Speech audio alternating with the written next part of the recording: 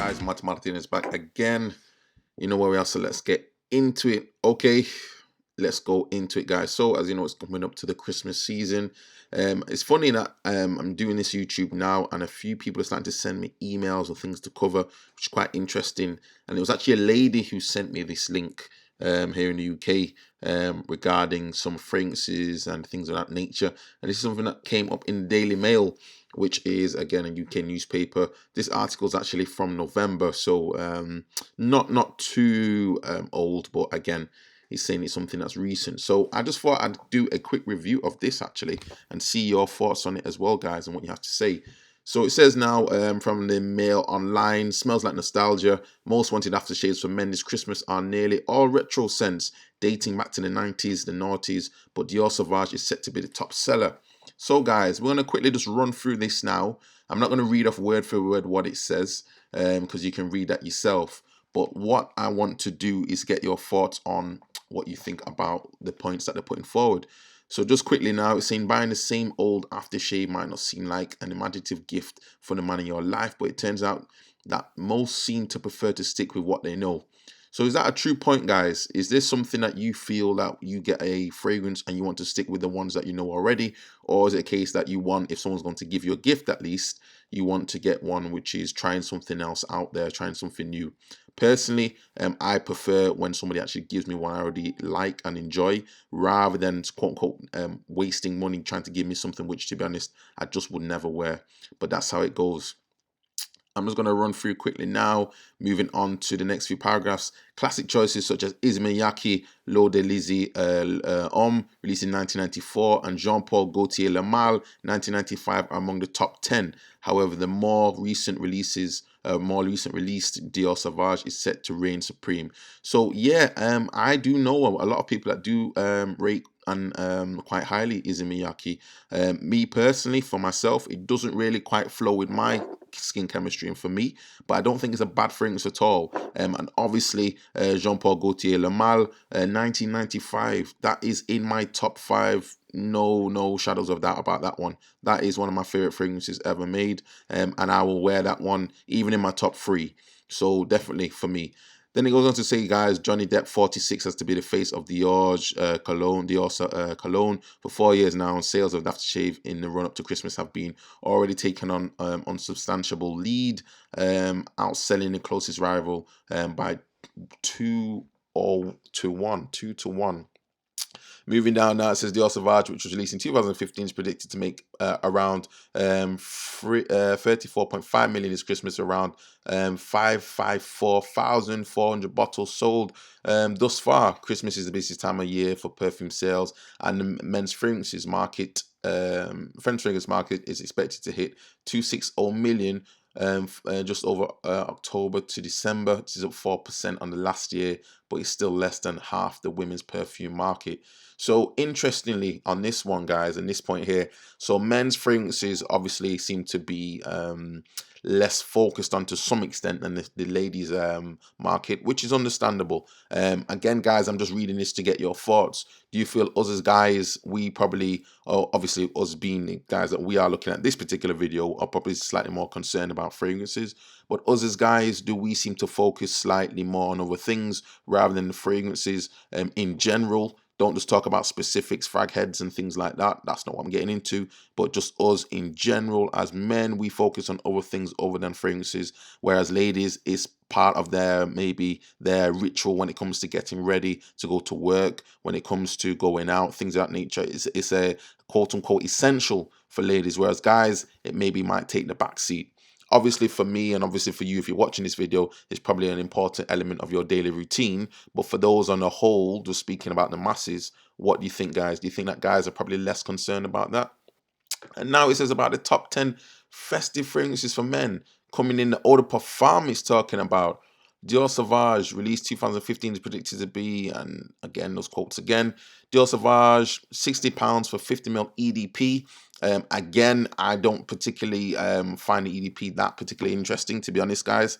I know we was talk about these blue fragrances and things of that nature with a lot of ambroxan in there and things of I mean, there's a bit of a debate as to EDTs and EDPs. Personally, I try to stick with EDT because I feel it gives me more projection, and longevity may not be there as long because of the essential oils that go into perfume, into the perfume element when it's eau de parfum.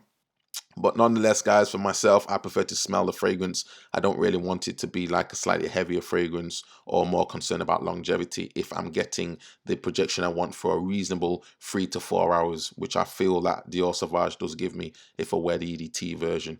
So it's saying that this is the nation's favorite aftershave. And again, this is the UK. For 2019 is Dior Sauvage, which was launched in 2015, has relaunched the old 1996 Eau Sauvage Classic. Okay, so the Dior Sauvage, which was officially launched back in 2015, is a very different scent to the original. However, contains fresh top notes of calabrine, bergamot, and mandarin, tonka bean, vanilla absolute with Papua New Guinea and Sri Lankan sandalwood. It's a nice fragrance. I can't knock it. I don't feel it's necessary for everyone. I do feel there's that metallic element to it, but how nonetheless, I mean that's how it goes. I think it is a mass appealing fragrance, and I think Dior did a good job with it. A lot of people still like it, and my particular bottle, 60 ml I have, has nearly run out, and I'll probably get a new one for Christmas as well, just to treat myself. But yeah, let me know, guys, if you got getting a new one on that one. Number 2 on the list, I won't particularly agree with this list, but nonetheless, this is what they have according to the Daily Mail. Second place, UK's favorite, is the winner, Paco Rabanne 1 million 2008 cologne in the bold gold Ignat bottle. Been top of the charts for some time, but has been just toppled. However, it's still predicted to sell 12.5 million. Okay, Paco Rabanne is a mix of blood orange, grapefruit, top notes, cinnamon, mint, rose at the heart, leather, white wood, patchouli, amber in the base. Yeah, 1 million's up there, guys. I mean, whether you like it or not, love it or hate it, I mean, ladies do love that fragrance. I can't deny the amount of compliments I've received from that fragrance, and it's just one of those circumstances, guys, that if you're into it, you're into it. If you're not into it, then you're just not into it. That's how it goes. Next point on there, top 10 fragrances in UK by sales of Christmas 2019, just coming up, and it's showing that Dior Sauvage, Bleu de Chanel, Creed, Hugo Boss, Paco Rabanne Invictus, which I thought would have been a bit higher, Diesel Only the Brave. I've yet to do a proper review on that one. I did have a bottle of it back in the day, but I don't have anyone. I've not really bought anything like that for a while. I think it was quite a juvenile sort of fragrance for me. Le Mal, Jean Paul Gaultier, Issey Miyake Low, and Dolce & Gabbana K, which is interestingly just squeezing in there in the top 10, which I'm surprised at, must say. Numero 3, number 3, it is Bleu de Chanel EDP again, £76. Third place, classic fragrance, Chanel Bleu de Chanel, launched in 2010. It's a woody or aromatic fragrance for men, which features ladandum, nutmeg, ginger, sandalwood, patchouli, mint, jasmine, grapefruit, vetiver, incense, cedar, and pink pepper. Sales of Bleu de Chanel expected to hit around 11.6 million. Yeah, Bleu de Chanel, I do like the EDT. I've kept that on deck a few times now. It's not necessarily my always go-to scent, I must say, but at the same time, it is a staple for me. Not everybody likes these blue fragrances, but for me, guys, it's definitely there, and I do enjoy it. Next one is number 4. It's saying Creed. Again, I would have thought this would have been slightly higher, but I guess it's also a combination of cost and what people are willing to buy. Don't know if this chart has been done based on buying for somebody else or people who are buying it for themselves. But fourth place this Christmas is 2010's hit Creed Aventus, which is thought will sell 10.25 million over the festive season, amounting to 48,400 bottles. Fragrance was launched in 2010 as top notes of blackcurrant, bergamot, apple, and pineapple. Heart notes of rose, dry birch, Moroccan jasmine, and patchouli. Base of oak moss, musk, ambergris, and vanilla. For those that don't know, ambergris is the more expensive, or more like the real version of the ambroxan. But yes, Creed, they're doing their thing, but it's too expensive in my opinion now. Again, I think it's gone up to, what is it, nearly £250 now for just over 100ml bottle or so, which I don't think is particularly a smart move, but that is how it goes. Next one, Hugo Boss bottled EDT, Fifth most popular fragrance, 1998 Hugo Boss bottle, was expected to sell 8.25 million. Yeah, top notes there, you can read that yourself. Blah blah blah blah blah blah. But for me, guys, Hugo Boss, yeah, I can understand it. It's more of a sort of staple fragrance. It's not for everybody. I found it a little bit boring, to be honest. I felt it was a little bit dated for my taste. And again, this was originally released in 1998, so there are some people that still buy it to this day. I think I have probably had a bottle in the past, but it's probably been given to me. I'm not sure. But yeah, it's okay. It's just not really on top of my list. On number 6 on the list is 6 most popular fragrance. Christmas is Paco Rabanne Invictus, and it's predicted to have 5.42 million from October to December. Housed in a bottle shaped like a trophy, which is first hit shelves in 2013.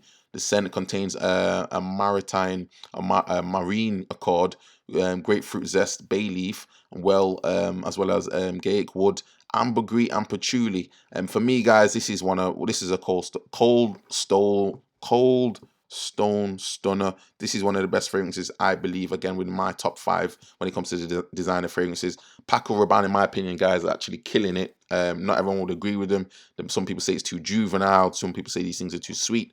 But for mass marketing, mass selling type of fragrances, they know what they're doing. Can't knock them. They killed it with 1 million. They're killing it with this one. They brought out Excess, and they're doing the thing. They're doing the thing. Can't hate them at all. Diesel, again, I'm not really put that much time into Diesel, guys, so you have to, guys, let me know. This is number 7. 7th on the list is saying it's going to sell about 5.3 million bottles. Diesel Only the Brave, which was released in 2009. Top notes of lemon and mandarin, heart notes of cedar and violet. Yeah, it's a cheapie. It's not a bad one. For me, it just seemed a little bit chemical to some extent, and it wasn't necessarily one that was high on my list. I have had a bottle of this before when I was probably around about 15, 16, and I think that was purchased for me, but I just don't really get into that now. Numero 8. Number 8. 8th place is Jean Paul Gaultier Le Male. Scent is expected to sell 5.16 million. Cologne first created in 1995. Fresh mint, lavender, bergamot in its top notes. Heart of cinnamon, cumin, and orange blossom. Base contains vanilla, tonka bean, sandalwood, and cedar.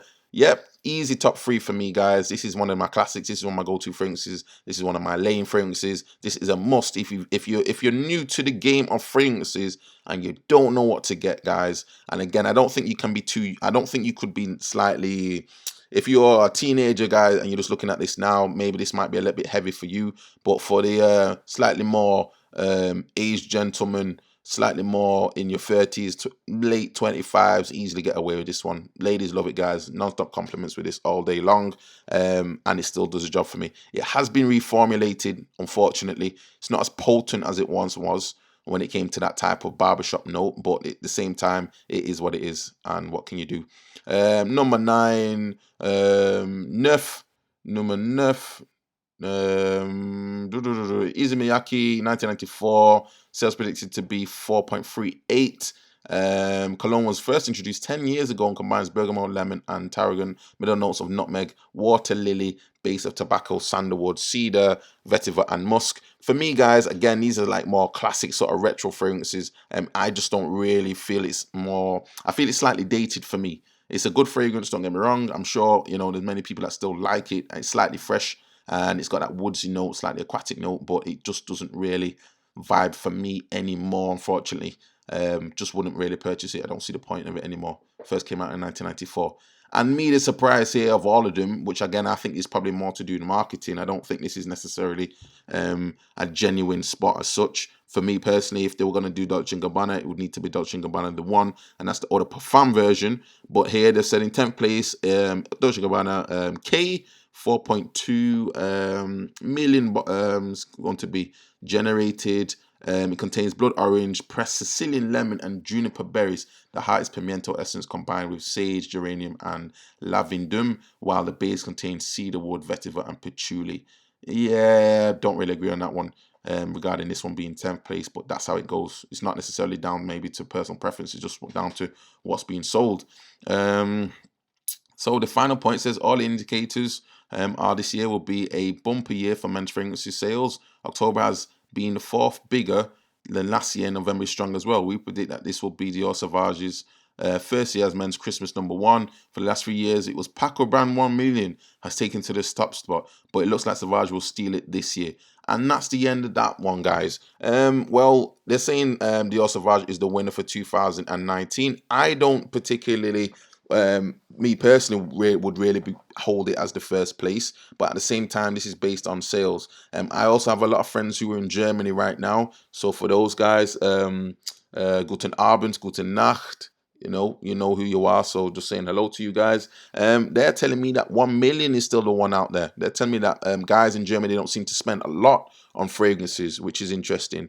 And they're saying that the guys there, 1 million is just the staple for the German guys who like to get fragrances. So I don't really know about that. You guys, you let me know. If you are in Germany and you've seen this video, please just let me know in the comments what your thoughts are. What is the staple fragrance in Germany? What is the #1 fragrance in Germany? Also, guys, I see a lot of people who are contacting from the USA. Again, shout out to you. What is the #1 fragrance out in the States? So according to this particular newspaper, Dior Sauvage is the #1 here. But let me know what's going out there. Germany, Mexico as well. There's a lot of shout outs from Mexico. Hola, chicos. Let me know for you guys what is número uno en tu país. Let me know what is going on out there para ustedes con el perfume. ¿Cuál es el mejor? ¿Cuál es el número uno de perfume que quieres comprar ahí? So let me know, guys. Okay, guys, thank you very much. That was Martin Martinez. I'll see you soon on the next video. And I hope to make sure, guys, that I get some new videos up running shortly. Do not forget to comment, like, and subscribe. Again, the like costs nothing to give the video a like and thumbs up. I hope this was informative, save you some money and some time, and give you some ideas for the Christmas season. And I hope to see you soon on the next video. Ciao.